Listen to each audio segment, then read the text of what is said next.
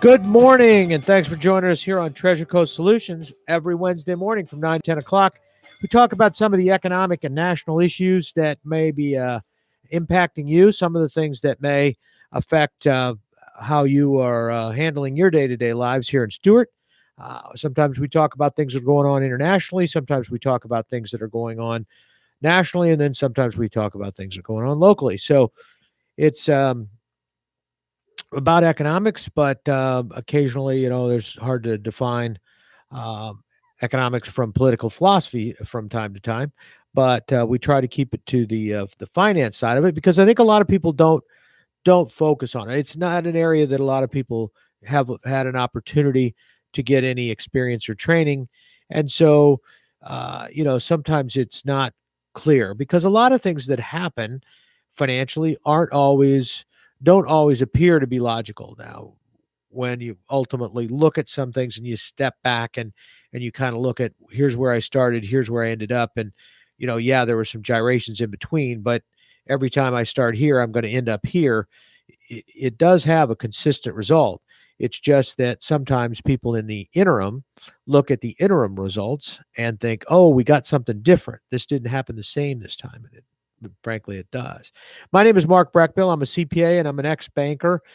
Spent a number of years in the banking industry, originally auditing banks as a CPA, and then later on running banks as a chief financial officer, chief operating officer. Most of my career in the banking industry, I was responsible for the bank's financial investments and financial position. So it was an interesting opportunity, and in one of the things I've said this before, one of the things that's great about working in the financial industry in the past is that you're always kind of on the cutting edge, sometimes referred to as the bleeding edge, but sometimes you're on the cutting edge of almost all the financial things that were happening. Because if somebody comes up with a new idea, a new financial plan, a new way to do things, uh, you can bet it probably impacts the bank, or vice versa. As the bank starts to do things, it affects loans and the business's ability to borrow money and all of those kind of things. So it was an interesting and a learning process, and it's kind of my background. I've been more or less in either the CPA industry or the banking industry virtually all of my life. And I actually had an opportunity to start a few banks when I was a little younger, and they're called de novos, started from scratch, and that was also pretty interesting too because you get to deal with all of the pieces in detail as well as the whole. So it was kind of an interesting process. And again, like I say, that's my background. Right now, I have a CPA firm and I deal with a lot of business planning and asset protection strategies and things like that. And one of the things that we look at when we do asset protection work is the erosion that can take place financially to assets, depending upon what happens from a tax standpoint, and that's a problem. What's going to happen to your assets after tax, and that's something I always try to tell my clients is that it really doesn't make any difference what you make gross. It only makes a difference what you make after tax. When you sell your business, it doesn't make any difference how much you get for your business. If you sell your business the wrong way and after tax, because you pay a lot of taxes, you net less than you should, then then you sold your business for less than you should have gotten because you got to take into consideration the tax consequences of that. And a lot of people are selling businesses now, and that it's important to look at some of those kind of things and to look at what happens and take those into consideration. So that's some of the things about my background, some of the things that I've done. I have taken some courses in, of course, all of the business and accounting and finance and all of those courses, and then I've taken some economics courses at the master's level, um, but. Um, but I'm not an economist. I don't have a PhD in economics. Never pursued that. Although I always thought it was interesting because it was similar to accounting, but in some respects completely different. Accounting is really about uh, recording what has happened to assets, what has happened to your income, and reporting it on a historic basis Economics is more about looking at a broader base. There's macro and micro, and looking at it at a broader base and how it impacts your life and those type of things. So it's a little bit different than the detail accounting type work that's done. Um, the number in the studio, in case you have a question or want to call or make a comment, which we welcome, is 220-9788. Again, that's 220-WSTU, and you can call in and be happy to take your call and discuss whatever you want to discuss. But like I say, we're trying to keep on the economics topic and what's going on there. Over a period of time here, we've been talking about some of the impacts of inflation on a lot of things, and it's interesting because we had the consumer price index that came out uh, recently, and it was much higher than most economists thought.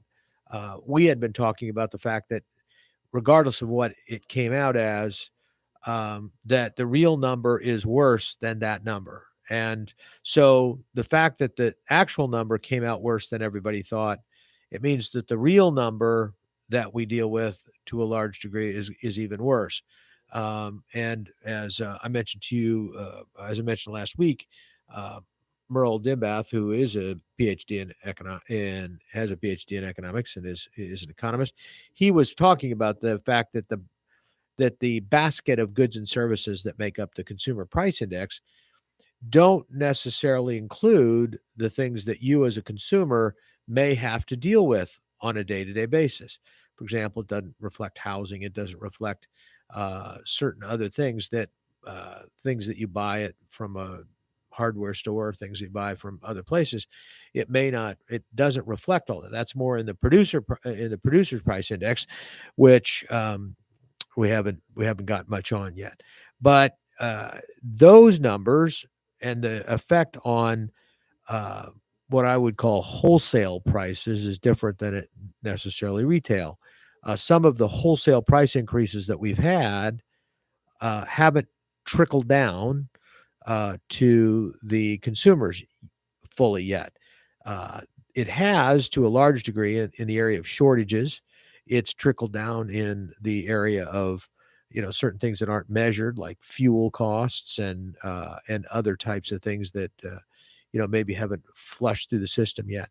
But all of those haven't been recognized, but they will pretty quickly. And I think it's the issue is that it's happening very quickly, and that's what's kind of scary because uh, if inflation hits you on a gradual basis, it's kind of like the frog in the pot of water, right? You guys remember that story they're talking about, and I think the first time I ever heard it was relative to economics. It was in one of my economics classes, but if I put a frog in a pan of water on the stove and that stove is not on and the water's not on and that water is just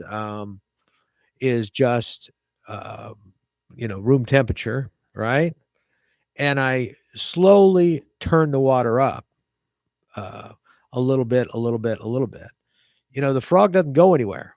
Kind of just stays there and just kind of sits, and the water gets hotter and gets hotter and hotter, and eventually, it realizes too late that it's in trouble. So that's if there's a gradual increase in the temperature of the water. But on the other hand, if I have a boiling pot of water and I throw the frog in the boiling pot of water, it jumps out pretty quickly because it knows it's in trouble, right? It doesn't stay there.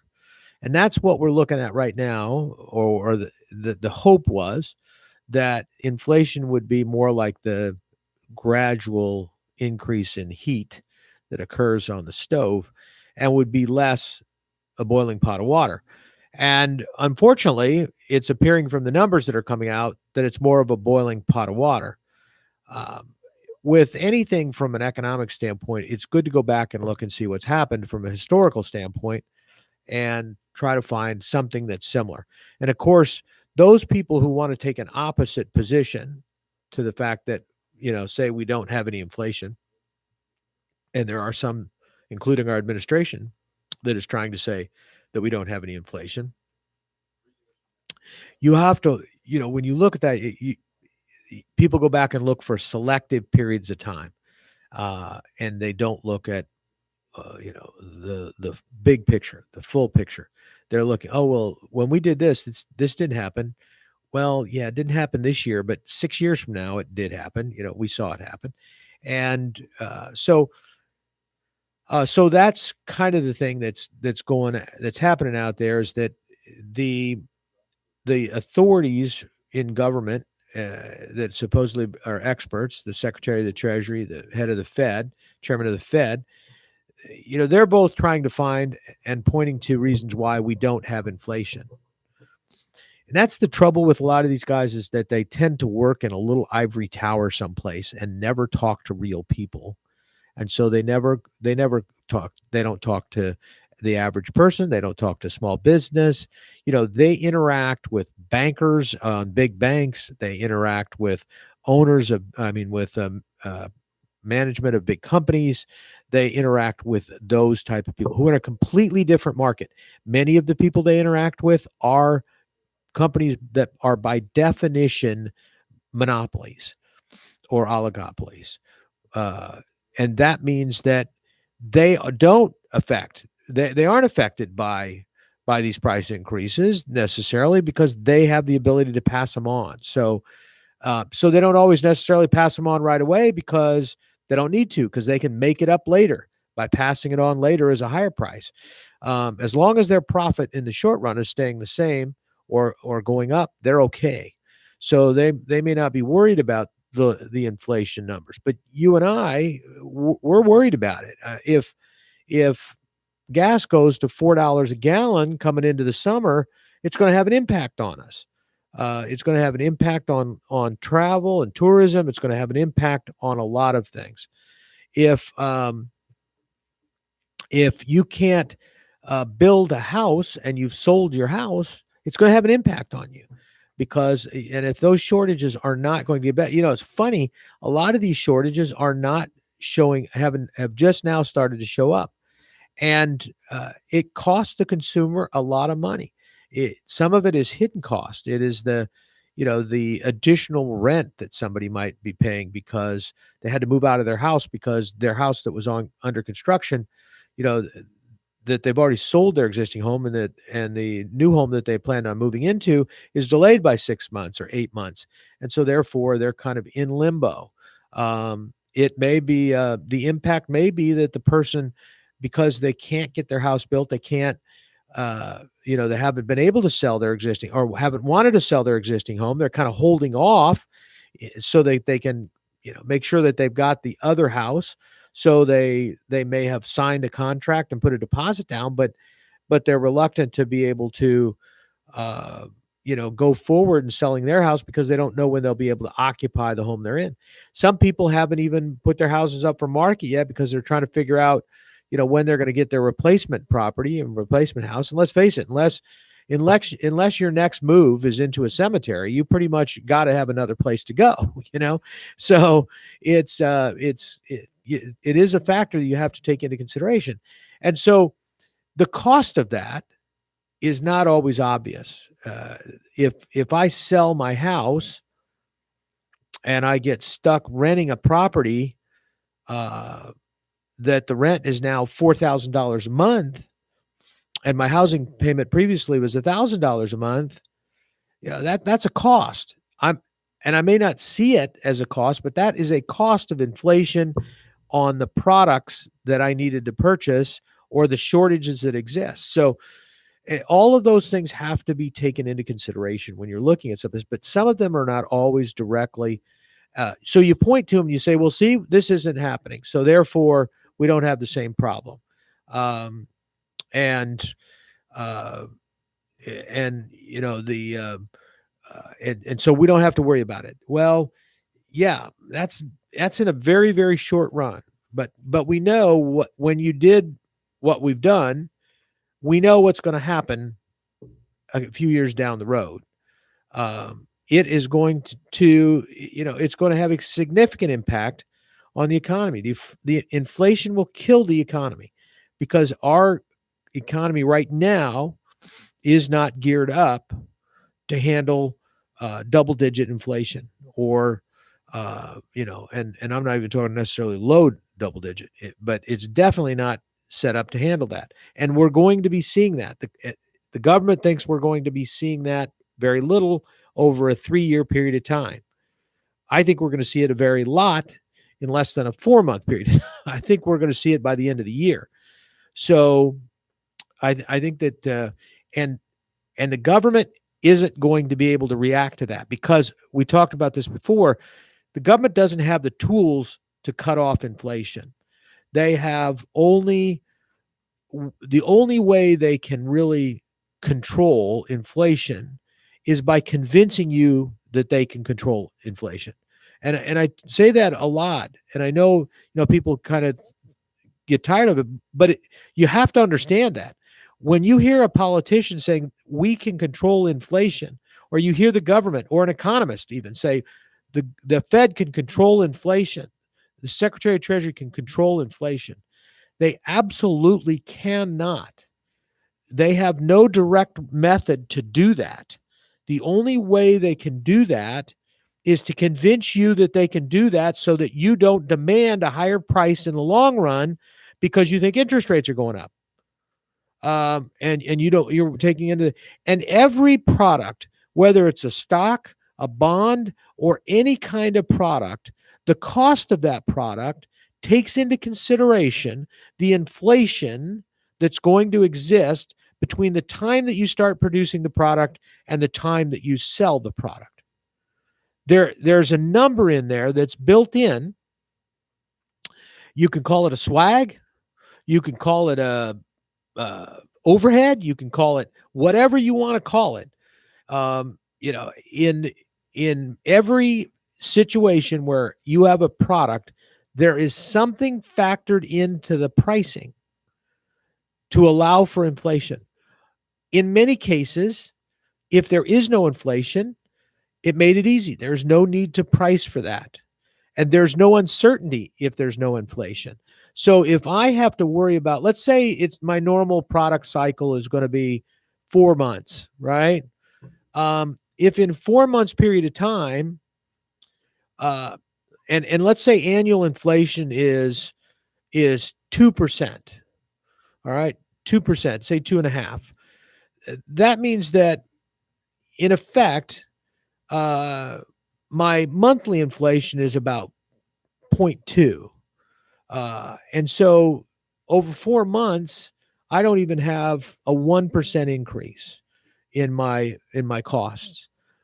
And that's assuming that I have that actually that 2% does affect me, on an equalized basis, and it's not rear ended, it's not the back end. So I can easily factor in a 1%, and I don't even probably have to change my normal margin. So if I'm using 10% as my overhead, I don't have to go to 11. I can probably be comfortable that, okay, if this does happen and I don't get the full price, or there is some inflation there, it's going to cost me, maybe as much as 1%. So I'm going to get 9% for overhead instead of 10% for overhead. Okay, I can deal with that. I might factor it into my price. I might say, okay, just to cover myself, I think I'm going to be able to produce this item at 3 cents an item, but I'm going to figure it's going to go up to 3.3 cents an item. And so I'm going to factor that in. I'm going to raise my sale price because I usually get twice that on my sale price. So I'm going to raise my sale price by maybe 0.75%. Okay. All right. So that's pretty easy. It's manageable. If I don't take it into consideration or I missed, it's not going to cost me a lot. That all is but when people see or think that you're talking about inflation of, say, 10% or 12% for the year, now we got a 1%. We got a 1% increase roughly per month. So now if it's a 4-month delivery time, I got a 4% possible increase in my costs over that period of time, which is 4% less that I'm going to get net profit. Well, you know what? Depending upon what industry I'm in and what I'm selling, 4% could be my margin. So I could go from making a profit to break even or not making a profit if I don't account for that inflation correctly. Or if I think that inflation is 6% and it turns out it's 12%. That's enough that it can actually reduce or eliminate my profit completely from the sale of that product. So I have to factor that into the sale of that product. And that is a perception. It's not an actuality. Now, I'm actually going to factor in the consumer price index increase. I'm going to automatically, and I bet you most people have increased their prices by 4%, because that comes out, and immediately any business that's impacted by some time frame in terms of delivery is going to have to do that. And so it's happening right now every day. Now the problem is, not only are they going to have to do that, and they have to take that into consideration, but they also have to take into consideration, what if that number is doubling again? What if it's not 4%? What if it's 8% coming up? And what is my real production cycle? And that's what's happening let's say in the construction industry. It might have taken you in the past, it might take 6 months to build a house. It might take some of these big builders, they can crank these things out in probably 90 days. So not a whole lot of things to worry about inflation wise, particularly since the price of houses are going up. But the cost of building materials so far, they weren't worried about that initially, but now they got to worry about the building material costs going up. And so they're going to factor in an increase for those building materials. And it doesn't make any difference what they're actually cost now. They're going to add to that and increase it based on houses in the pipeline and things that have got to be done, so that they can take into consideration the inflation over that 90-day period of time. But here's what's not being done, and this is what's going to cost business owners a great deal of profit. They're not taking into consideration the fact that the production cycle is significantly longer than it would be because of a lack of resources, what they call the supply chain. The supply chain is busted right now because of inflation, and because certain products, there's a shortage, and there's also been a problem. You've got petroleum costs that make up a lot of things. There's a big uncertainty as to petroleum. Certainly, what's happening right now is some of the petroleum producers are not producing. Some of the petroleum refineries, more likely, are not refining, and they're sitting on reserves right now. Why? Because they think price is going to go up substantially. So, and they're one of the first ones to factor in inflation or price increases. Is that industry. That the banking is actually the first, but beyond that, oil and gas is one of the first places you're going to see the effects of inflation or projected inflation. Doesn't even have to be real inflation. It's projected inflation, because the oil producers have substantial reserves sitting in the ground. It takes them a little bit of time, but not a great deal of time, to produce that, to pull it out of the ground, send it to a refinery, and get it refined. Now, we've added to that timetable, so that's one thing that's got to be taken in. So you say, why did shutting down the construction on the pipeline have an impact on fuel prices? Well, it had an impact because it hadn't even affected it yet. The pipeline wasn't even 100% open. Well, here's why. Because the producers are now realizing that they may have to truck rather than send by pipeline. It's more expensive to send by truck. There are not enough truck drivers out there because people aren't going back to work because of the benefit that they get to stay home and not work. So you've got fewer truck drivers. You've got the cost of trucking is more because you're paying all of the fuel to, to haul this stuff down. It's inefficient, it's dangerous. So there's a cost, there's a safety factor in there. So they're looking at that and saying, okay, already I may, if this doesn't change, I may have to shift my production to a different method, my delivery to a different method.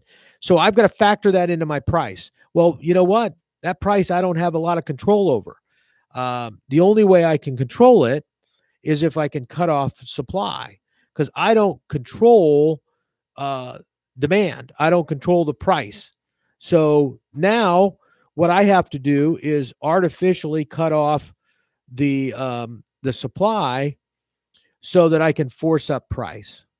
How do I do that? Well, I leave it in the ground. I don't extract it. I don't take it out of reserves. I don't pull it out of the ground, even though it's still there, even though I could do it. I don't. Why?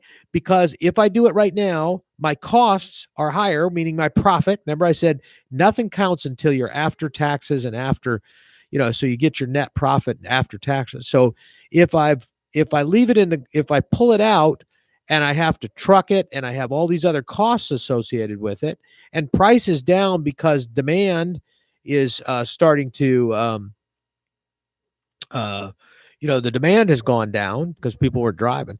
So all of a sudden, I've got this situation where supply exceeds demand. When supply exceeds demand, price is going to go down. So I know that, and I know that potentially my costs are going up, so my profit is going to go down, and I may not, and I may also be looking at a declining price. So what do I do in the interim?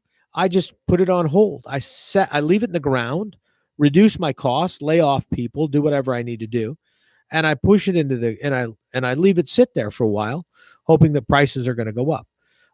And that's actually what we found out during the oil and gas crisis in the 70s, was that if you try to regulate the product, you end up with shortages.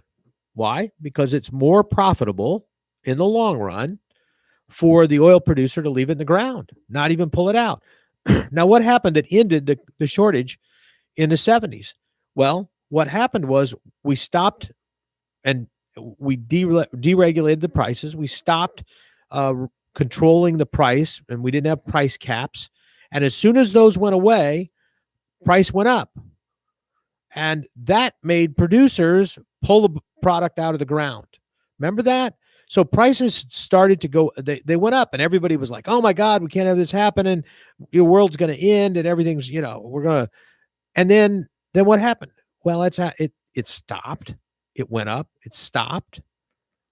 And then it started to come back down. Now, did it ever get back down to the regulated price? No. We're never buying gas again at 29 cents a gallon. That's just not happening.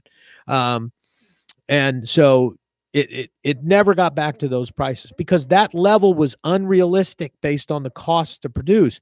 People don't work and give stuff away. They don't do it for free. They can't do it for free. They go out of business. So, and that's and it was as simple as that. But here again, we all know that. We all know that if a producer can't produce a product at a price in the long run that allows them to make a profit for their investors, they will no longer be there. They will go out of business. That product will be gone. And we knew that. They knew that in the 70s when Nixon put the price cap on.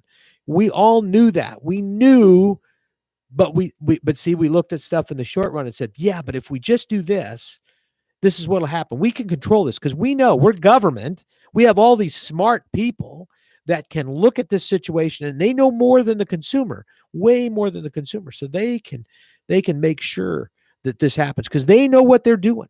They can make sure this is what happens. And like I said, economists knew in the long run what was going to happen. This was not sustainable. They had all kinds of reasons why it might work in the short run, which it didn't. but they had all kinds of reasons why it might. They could point to all kinds of things where it did for short periods of time. And so they could argue that they could do it. And then we found out they couldn't. And then we went back to a free market system that allowed the market to go to equilibrium. And the next thing you know, we had higher prices, but not outrageous prices, but you could actually buy fuel. Let me ask you this. No matter what the cost is, if you can't get it, what good is it? I mean, isn't the price infinity if you can't get it? I mean, if you can't buy oil and you need oil, does price make a difference? No, because if you can't get it, there is no price for it. I mean, the price can be unlimited if it doesn't exist. So, and so that's the other factor is, if the product doesn't even exist, or if it can't exist for some long period of time, it doesn't make a difference what the price is, because you just can't buy it. There are people right now that want to buy certain things, Teslas, for example, or whatever. And because of a number of factors, those products don't exist yet at any price. You could, because the demand for the product far exceeds the supply. And so therefore, could the producer produce and sell it at a ridiculous? Yes, they could, but they know in the long run that will cut off their, and it'll cut off their supply, it'll cut off their market. And in the long run, nobody will be able to afford their product. So they understand what's going on. And they've held off. But the shortages, if you needed a Tesla, you can't get one, in certain situations. So that's all I'm saying, is that you have to look at this over a period of time. And the time period minimum that you need to look at something is over the economic cycle for, that good or service, or over the economic cycle of the economy. So in the past, for years and years, economic cycles in the United States, there was some consistency to them in terms of when they occurred, particularly relative to history. But at the same time, over the last 20 years, the economic cycle, the interest rate cycle, has shortened. So it used to be, a 5-6 year cycle, and that was even as recent as when I started graduated from college and started business in the 70s, the mid 70s. I remember everybody was kind of amazed that the current downturn or recession that we were dealing with looked like we were coming out of it, and it was only going to last about 3 years. And I remember, because I was starting work at the time, and I was going into public accounting. And in public accounting, we were always the backside. In other words, when I graduated from college, all of the big CPA firms were putting on moratoriums in terms of hiring people. And it was because the CPAs, they have work when the downturn first occurs.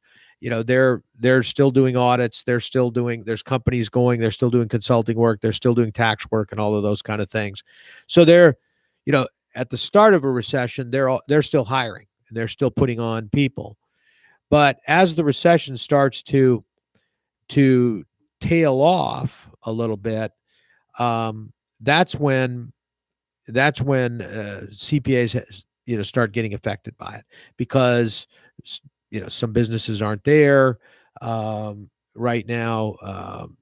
Nobody's really doing anything because they're not sure if the recession's over, and all of those kind of things. So CPAs started being affected at the end of that process, and then it picked up after that. So I remember at the time, because of the freeze that had occurred the year before I graduated, that everybody was talking about. Well, this could be a different, it's not going to, it's going to be a recession. It's going to have the same impact, but it might be shorter.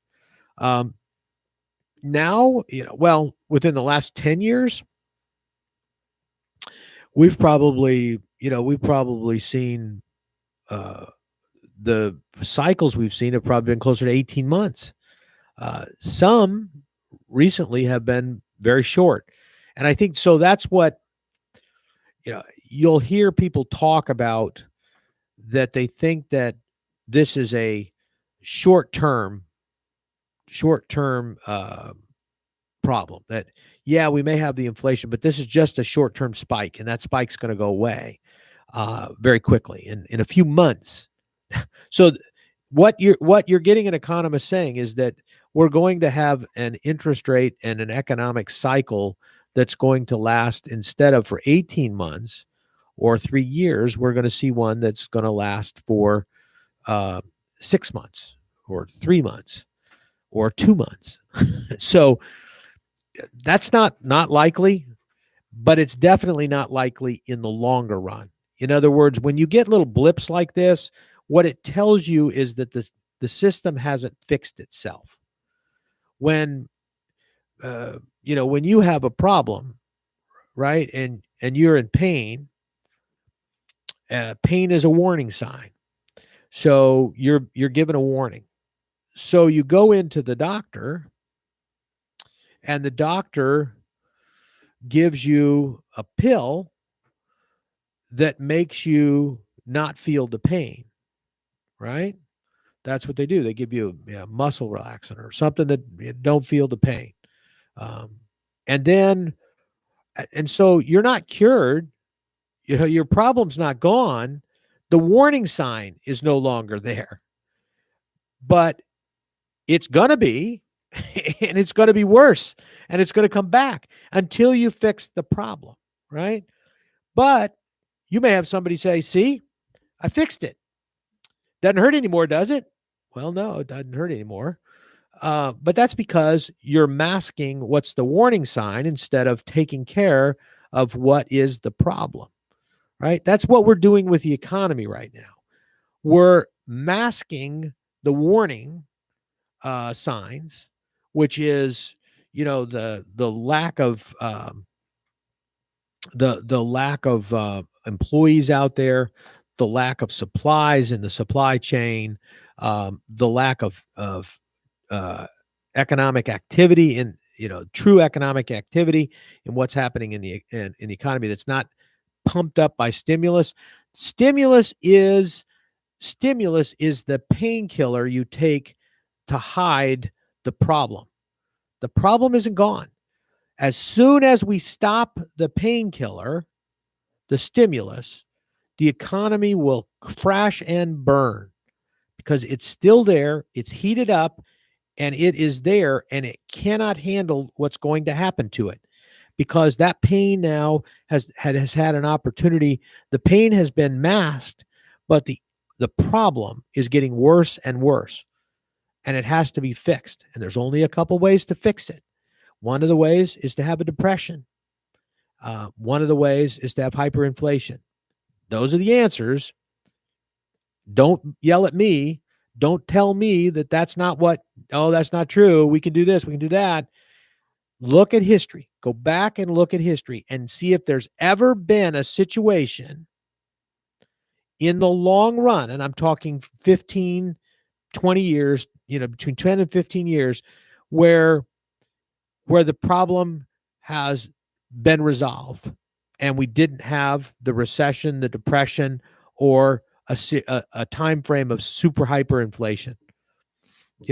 See, now I will tell you, we haven't seen hyperinflation a lot historically, although your definition of hyperinflation can be different. If inflation is 1% and it goes to 10% or 12%, is that hyperinflation?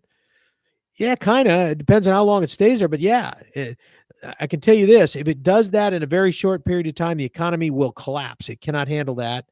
People won't be able to borrow money. They'll default on loans. Businesses will default on loans. People will either default on their credit cards or pay their credit cards off and they won't borrow money because they won't be able to afford the interest rate to borrow. They'll have to wait until they have cash.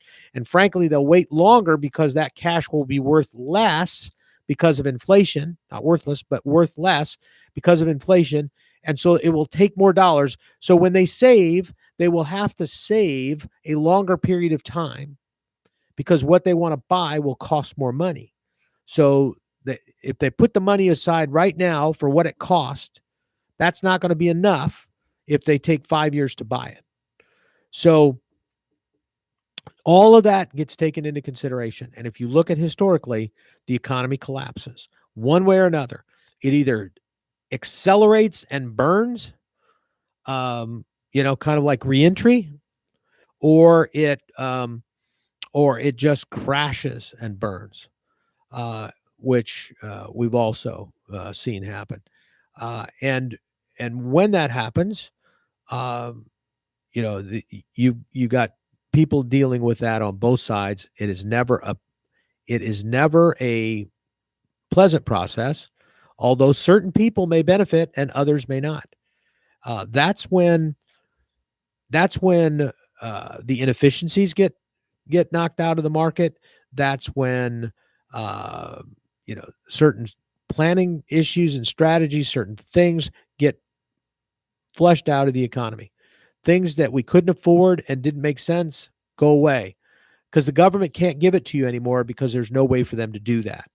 As long as the government can borrow money and can continue to handle your problem and fix your problem, the problem doesn't go away. As it recurs, they just give you more painkiller, right? The problem is worse and it hurts more, give you more painkiller.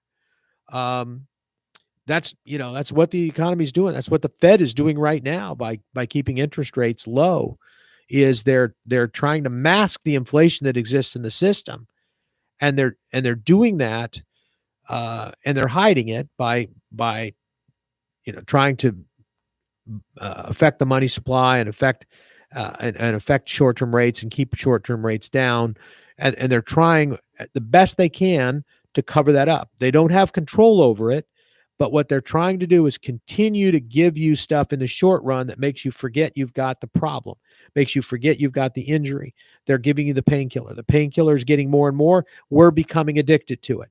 And ultimately, we will become addicted to it, and withdrawal will be painful, very, very painful. So having said that, I'll just mention to you that the current round of medication is on the way.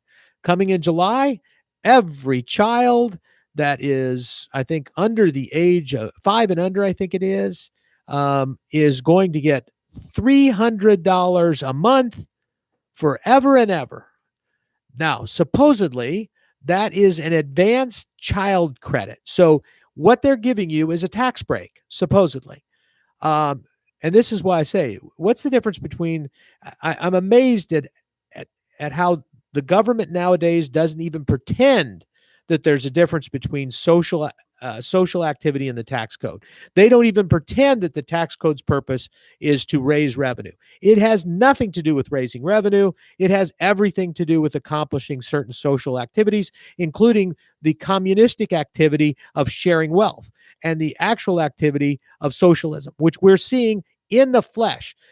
The government is going to send people money for having children.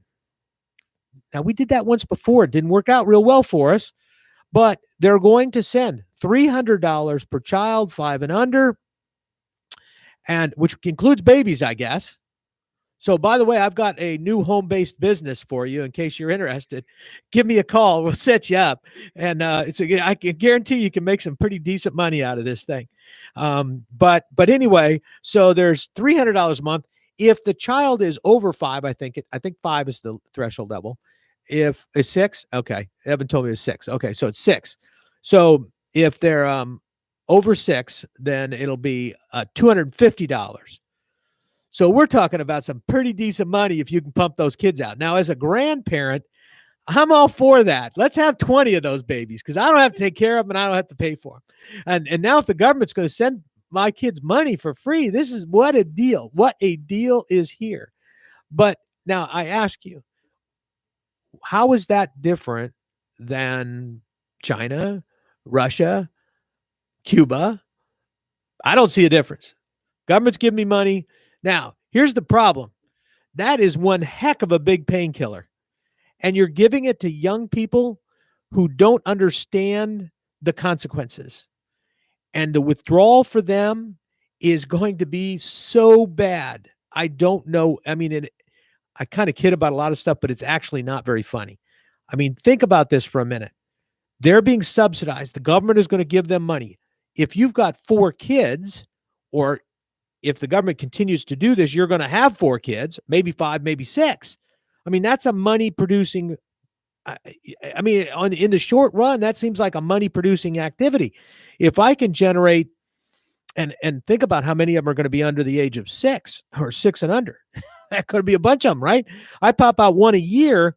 I got, $1,800 a month that I'm generating off this thing. That's a full-time job. Now I can get $300 a week from unemployment. I can get, I can get $1,800 a month from kids. That's a lot of money. And so, but what I'm getting at is these young people don't realize it. They don't realize that there's no free lunch. And so they don't realize what's going to happen when that's pulled away. I mean, they sometimes say they do, but they aren't. They aren't because they've never lived through it. They don't know what is going to happen because they have not experienced the big depression, the big problem in their lifespan. And also, we've just made them responsible for covering their parents and their grandparents' Social Security and for all of their retirement. You don't think they're going to be really upset about that when they find out they don't have any money and they've got to do this and that the government doesn't have any money? Because this thing all collapses when the government runs out of the drug. When they run out of money, which they don't have it, they're just printing it. But when everybody realizes that there is no money to be printed, that money has no value, when the world realizes that money has no value, it's all going to come crashing down. The only thing that's postponing this a little bit is that we look around and there's other people worse off than us.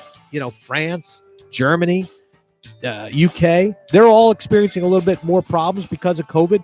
They're in a worse financial shape right now. That's the only thing that's saving us. When that all settles out a little bit and they become more competitive, trust me, it is going to be painful. So anyway, keep in mind, when that check starts rolling out, all you're getting is painkiller. The problem's still there. So we'll see what happens, and we're going to continue to talk about it. I'll be back next week to give you more bad news, because that's why they call it the Dismal Science. And we'll be back here on WSTU Digital 1450, Martin County's Heritage Station.